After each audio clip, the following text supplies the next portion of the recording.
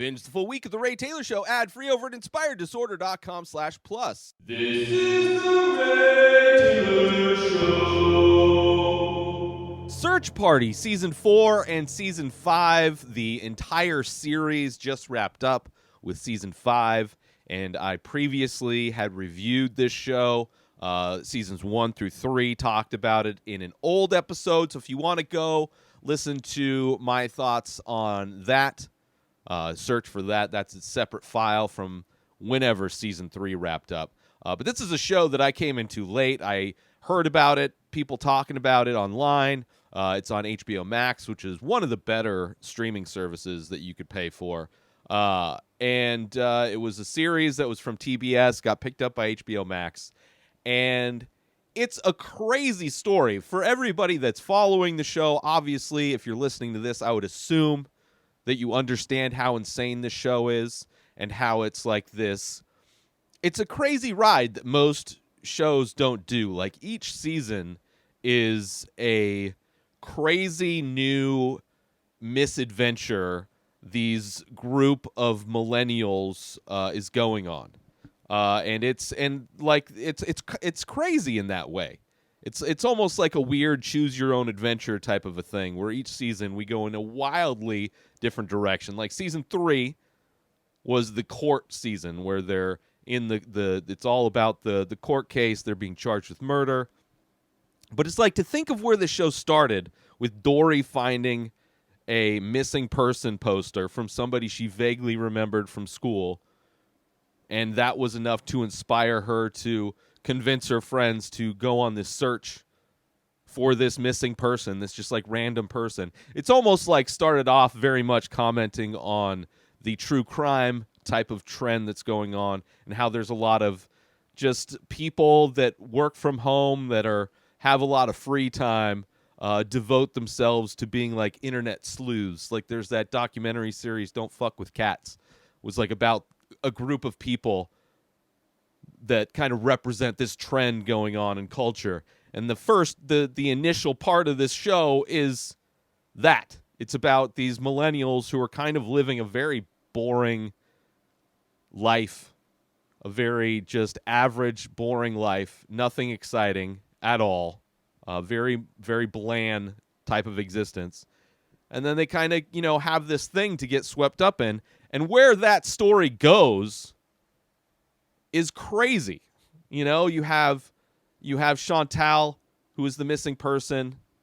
Again, spoilers, but I want to kind of I want to talk about how insane this show is. You have Chantal, missing person, ends up twist at the end of Season 1, not missing, just kind of emotional and ran away. Right? Being very selfish, which is, the show is like just layers of different variations of selfishness by people that is super common today. I mean, being selfish and not thinking about other people, aside from the extremists of that kind of belief system, but even on like the other side of that political system of people that tend to care a lot about people and want like good things for people and like have equal rights and things that like for some reason we're still fighting for in 2022.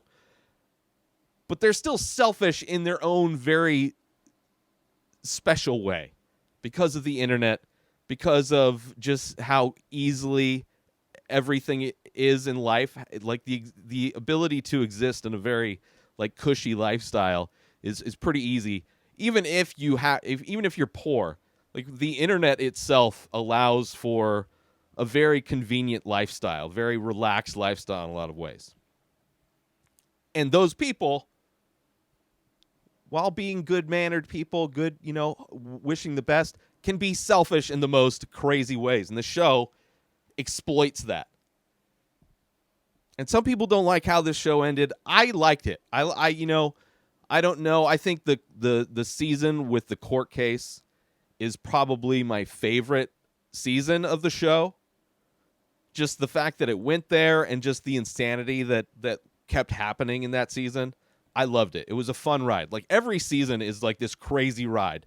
And then the new season is like the writers of the show put together this crazy new theme park that the audience gets to go on, like this like crazy like weird haunted house of like just selfish millennials, and you're just going through the trials and tribulations and failures of these people that, you know, probably should have just stayed home, you know, probably should have got better hobbies. But I love season 3, and season 4 was no differently crazy, where she gets kidnapped by Chip and she's put in a replica of her apartment all made out of felt. Like when the show started, when Dory saw the missing person sign, nobody watching the show was like, one day she's going to be in a basement in a replica of her apartment all made in felt. That's where this show is going. Nobody could have predicted where the show goes, and nobody could predict how it ends. But the felt season, where Chip is like brainwashing Dory, like just kind of like the show became almost like a misery type of a horror film. You know, this captive person being, although Misery, he doesn't really get brainwashed. There's probably better examples of a horror film where a person is getting brainwashed. Like the person you're sympathizing with ends up getting brainwashed.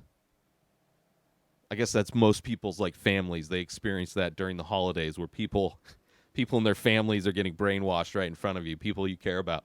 But imagine that in a character in a show that's not necessarily political.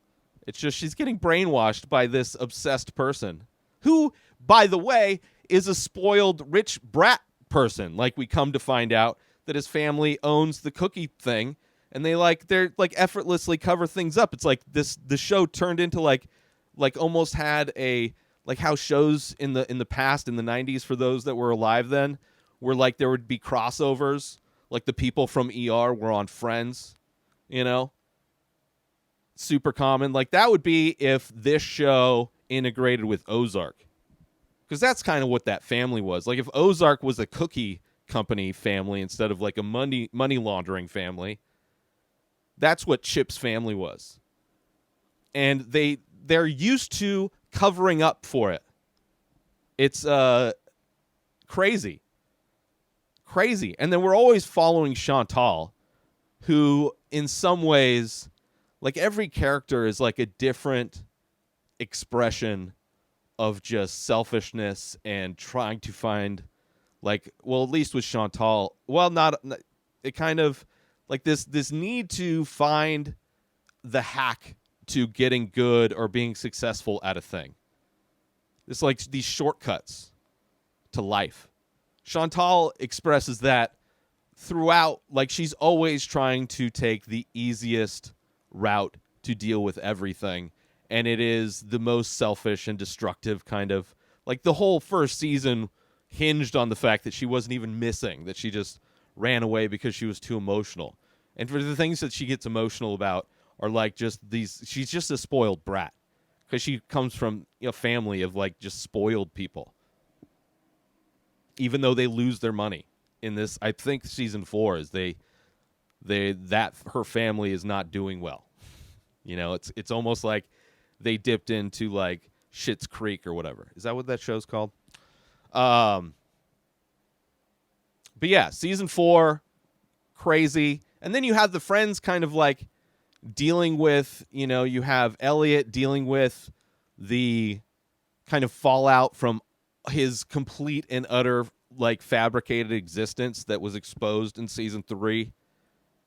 He's on this journey where he's like Milo Yiannopoulos, the guy that was openly gay and then got picked up by conservative media, and then I mean now he like says he's not gay, but that's like so much of Elliot is Milo in like that 4th season, where it's just like he leverages, he sells out basically. Which like so many people do in conservative media. They just really they have to on some level be selling out their morals, their identity, to just get this paycheck to be this talking head, this actor who reads the script that they're handed off of teleprompters. They're not there for like original thought. And that's what Elliot ends up being. He ends up, on some conservative show. At first, as like the other side of the argument. He was the progressive liberal side of the argument. But the network didn't like it because their audience didn't like it. They didn't want to hear opposing views to their own. That's not how confirmation bias works. They need to have their racist beliefs and thoughts confirmed by this news organization, this propaganda machine. But Elliot, but he's a smart guy, good negotiator, because at least he sold out, like he knew his price. So, on that level, you got to respect the guy. But, The Many Faces is an ongoing abstract ink portrait series that I started many years ago. I release a new face every day, but go to inspireddisorder.com to check them out. So many available. But as a listener to The Ray Taylor Show, you can save 10% when you use coupon code INSPIRED when you check out. So go to inspireddisorder.com/TMF. That stands for The Many Faces. Go check them out, browse the entire collection, and when you decide on a piece, or maybe multiple pieces, make sure you use coupon code INSPIRED when you check out, and you'll save 10%. As a big thank you for checking out my work, for collecting my work, and for listening to The Ray Taylor Show. And with that said, let's get back to the show. Everybody in the show is horrible. Like, Drew, maybe innocent, but then even him, he's like, because he's so much, like, his character is so, like, just, I don't know, just he's very malleable. He's very easily, like, he doesn't really take a stand for much. He kind of just gets sucked into whatever other people are doing. And although, like, manipulation, is that the season where he's trying to getting, or is that that might be the court season? But the part in the show where he fabricates his boss cheating on, or being the guy another coworker's wife is cheating on with, so he can get transferred to China. Like, that's kind of crazy. He goes there. So he has his moments, and he killed a guy. But that was kind of self-defense. But he has his moments of just being a horrible person. Obviously, Dory, like, killed one of the twins, right? It's crazy that they made a character so annoying that you cheer when she gets pushed off of the ferry. But Dory's not good. Like, just completely living in her own reality. And then Portia's the one that's really, like, just trying to please everybody. And it's never really, like, she's got her own damage and things she's working through, where she's just not she's like overly trusting, overly communicating, gives up all of her friends. And in season 4, she is trying to get cast as Dory in the movie version of the story that's based on the first 3 seasons of the show. So it's like, on some level, that's like really weird, Like, that you're going to be portraying your best friend, which you were also involved in the whole thing. Like, just to think that's a good idea is, somebody that's not making the best choices necessarily. But I still love the show, despite the fact that they're all horrible characters. In a lot of ways, I heard a comparison of the end of Search Party compared to the end of Seinfeld. How it was kind of unsatisfying. I guess I enjoyed both. I think the end of Seinfeld makes sense. They're all horrible characters, similar to this show, but you still love them. They somehow are lovable, despite the fact that they're technically horrible people, like on paper, bad people. And same thing with Search Party. It's like on some level, like because they, like, on some level they mean well. Like, there's a part of their decision making that means well. but they all go in the wrong direction with trying to actually execute the thing that they meant well. Let's see what else happened in season 4. Drew working at the theme park and that kind of relationship was kind of the weakest part of season 4, I think. Like, I mean, it's interesting seeing the reality of like what job opportunities are there after you have this. I mean, you would think he would have gotten picked up by like as like some sponsorship type of a thing. Like just because of the popularity that he gained through being in this high profile trial, you would think like Kato Kalin from the O.J. Simpson trial had a little bit of a career after that court case. So it's like you think Drew would have been able to parlay that. You know, you'd think like managers and agents would have been reaching out to him. It's like, hey, you want to strike while the iron's hot?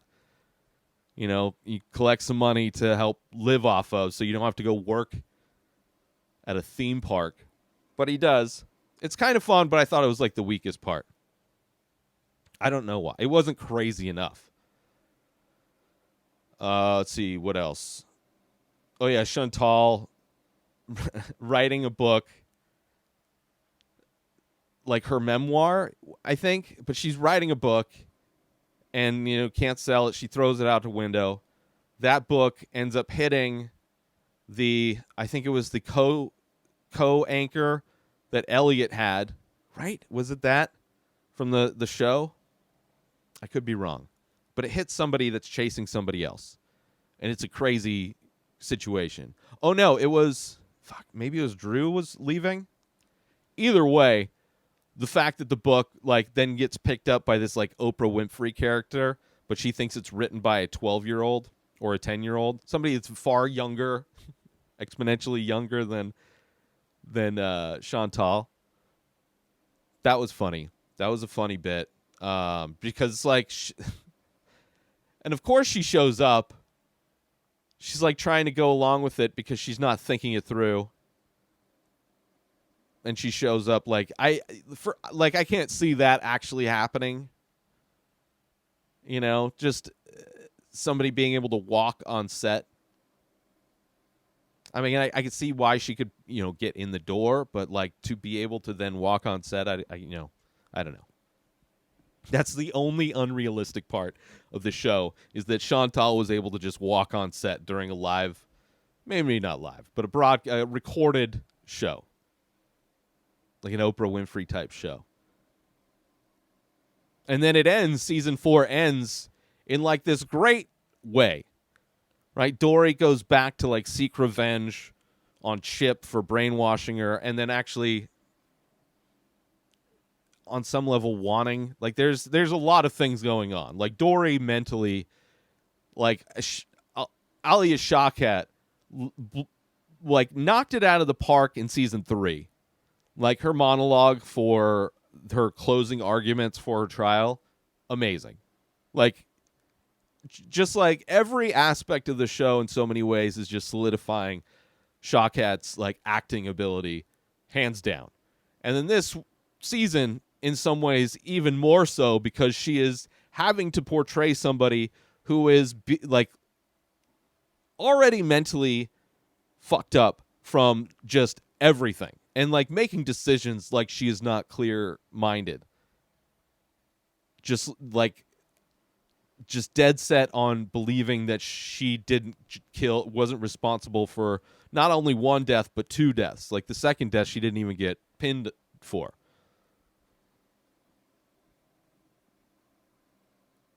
But then, like, there's that level where you, like, understand she's not right. But then to have this Chip character that's like, oh, I'm going to get inside that brain, and I'm going to just start ripping gears out.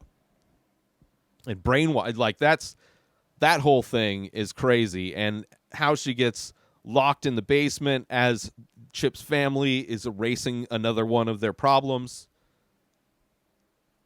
She gets caught. And then there's, like, this whole funeral thing, which is amazing, where you're seeing Dory represented in these like 4 different versions of herself that we've seen as the audience, her kind of grow and evolve into these different things from kind of the innocent person that kind of wants to do this thing out of like, I want to do something good, so let me try and find this person that I know through school because she's missing. But then because of those events, it just kind of snowballs into like more and more of this like momentum that she's on, where she just has to she's like riding this high of completing something, you know? And we're seeing all those different versions of her represented in the funeral. And it's beautiful. And it's like, wow, this show is saying goodbye to this character. But then at the end, she wakes up. So at the end of season 4, she wakes up in the back of an ambulance. So at the end of season 4, we're like, holy shit, she's not dead. So where are they going to go with this? Because at the end of every season of Search Party, you're like, what? Where are they going? There's always this kind of twist. Like the first one, Chantal, not really missing. The end of, I forget the end of 2. The end of 3 is like, oh, not guilty. That's kind of the biggest twist. And then the end of this one, it's like, oh, she didn't die. Near-death experience, which we find out in season 5, which is interesting. Because now she's like, she has like this, it changed her. Like made her holy. Very, very similar to like a lot of people that they have similar kind of feelings doing like powerful hallucinogens like ayahuasca and stuff like that. Where it's like this feeling of death, but you like learn lessons and all this kind of stuff. She has a near-death experience, kind of similar ideas, similar thoughts, similar kind of like, they always have this kind of aura, not always, but you know, this aura of like an effortless calmness. So that's what she has. And like, of course, the show is the show. So it's like she wants to spread this enlightenment. But like everything, it's like it ends up being, I mean, it's a cultural thing where everything ends up being like, what is the shortcut to this thing? How can we set up systems to make this thing like easily sold to everybody? How do we grow this thing like exponentially to get to as many people as possible in the easiest way possible? So it ends up being this like enlightenment pill, which I love Jeff Goldblum being the kind of tech guy.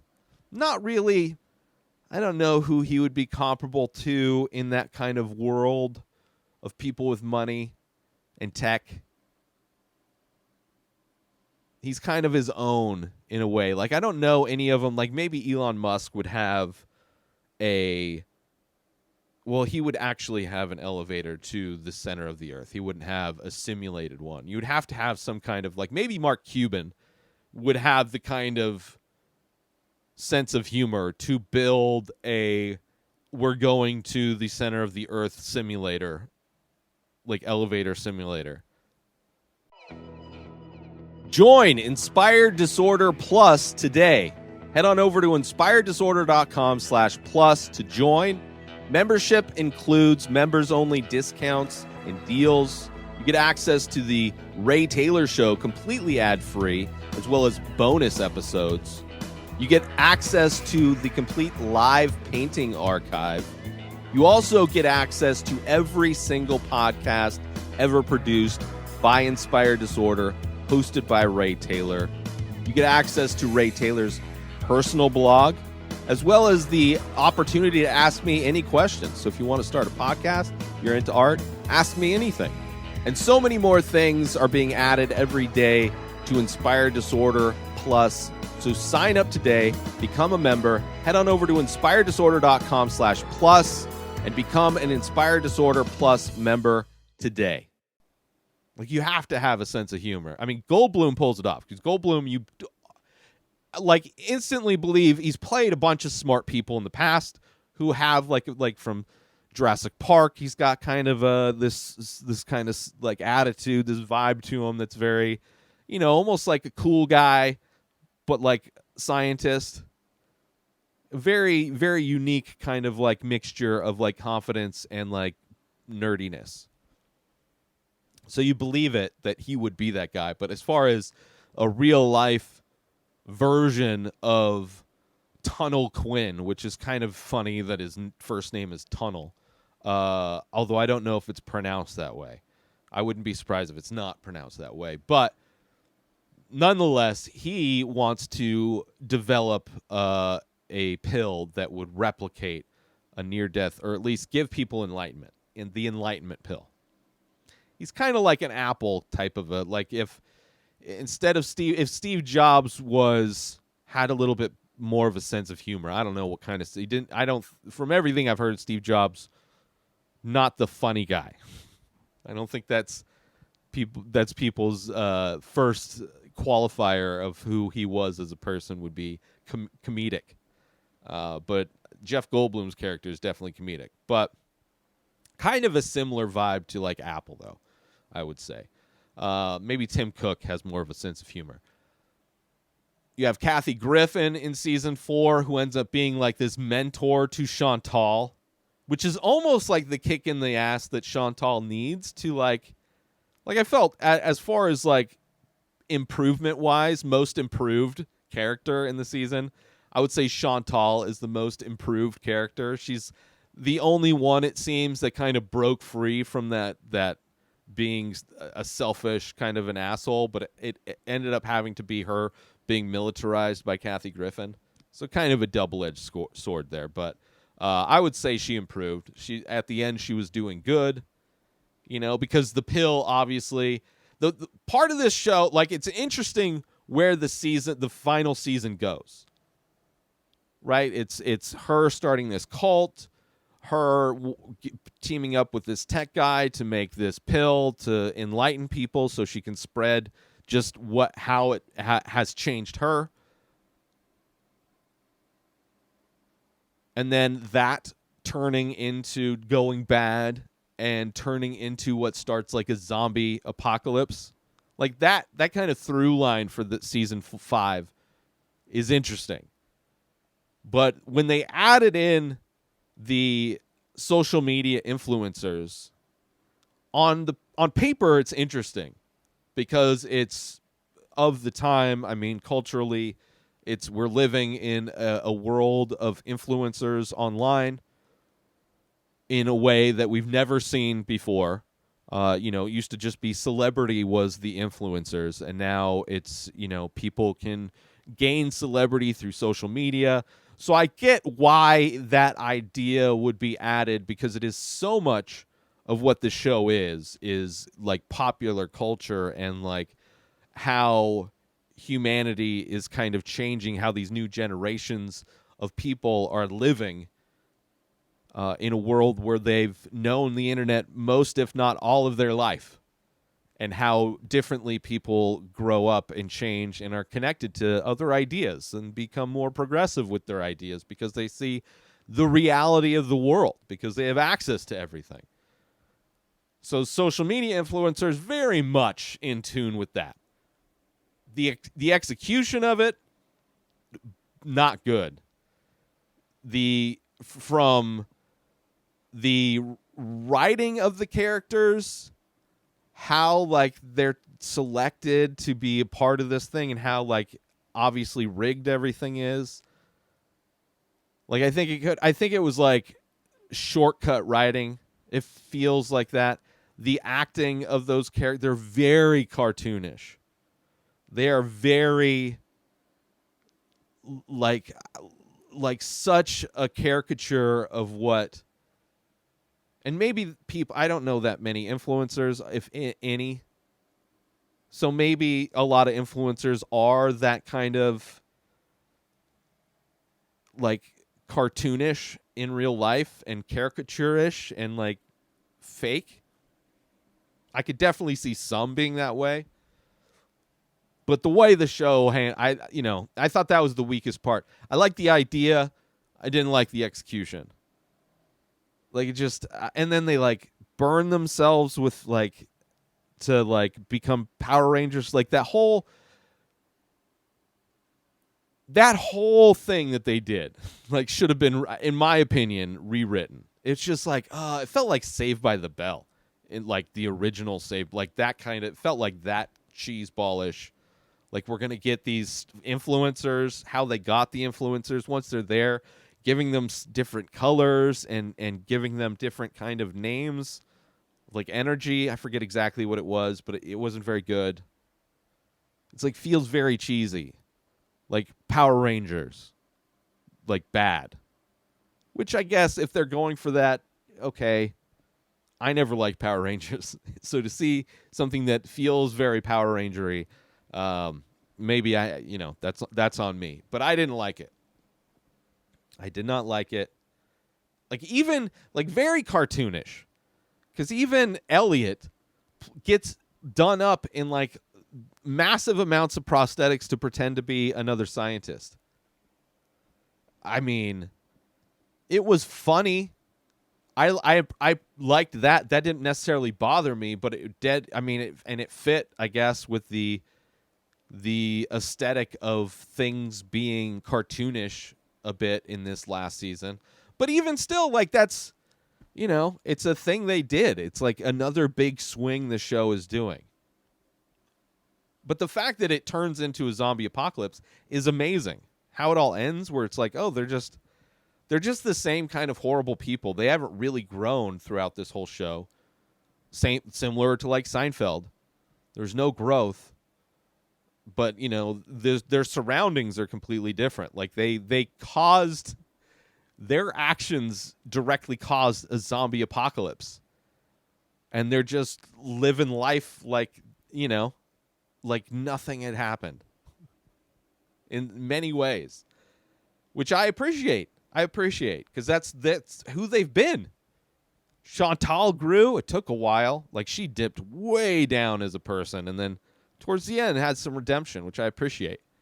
A character it's been like painful to see how, like, just the levels she goes to as that character, of just being like just a person that I would want nothing to do with ever.